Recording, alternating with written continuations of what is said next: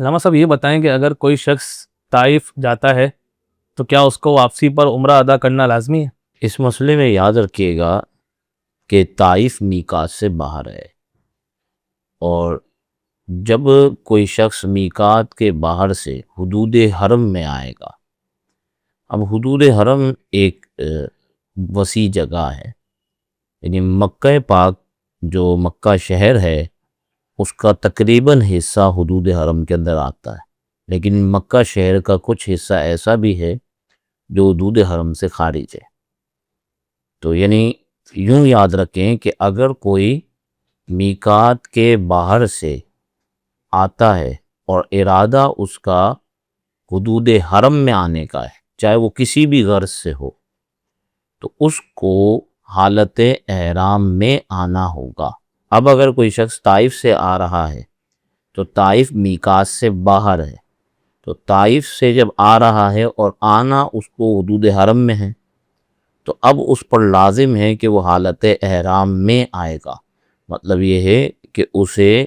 عمرے کا احرام باندھنا ہوگا، نیت کرنی ہوگی عمرے کی، اور پھر وہ حدود حرم کے اندر داخل ہو سکتا ہے۔ ورنہ اگر جو ہے وہ حدود حرم میں بغیر حالت احرام کے داخل ہوتا ہے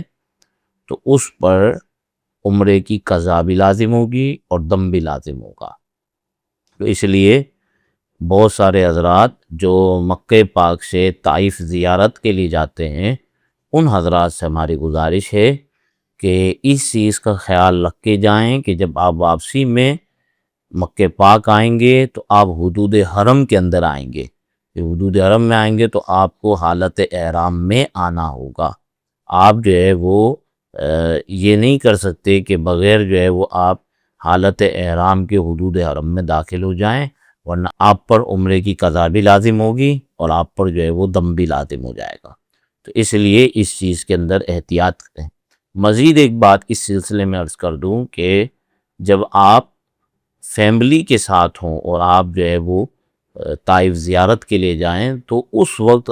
بہت زیادہ خیال کی ضرورت ہے کہ ہوتا یہ ہے کہ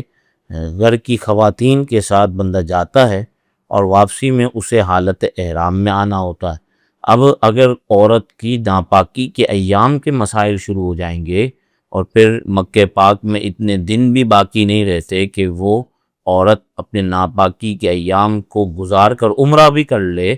تو پھر ایسی صورت میں آپ جانے سے پہلے اپنے گھر کی خواتین سے مشاورت کر لیں کہ کہیں ایسا نہ ہو کہ واپسی میں آتے ہوئے حالت احرام میں ہی آنا ہوگا اور آنے کے بعد پھر عمرے کی ادائیگی نہ ہو سکے، تو پھر جو ہے وہ گناہ بھی ہوگا، گناہ کے ساتھ جو ہے وہ عمرے کی قضا بھی لازم ہوگی، پھر جو ہے وہ دم بھی لازم ہوگا۔ تو اس لیے احتیاط کریں تاکہ جو ہے وہ آپ کے لیے شرعی طور پر کوئی مشکل کا سامنا آپ کو نہ کرنا پڑے۔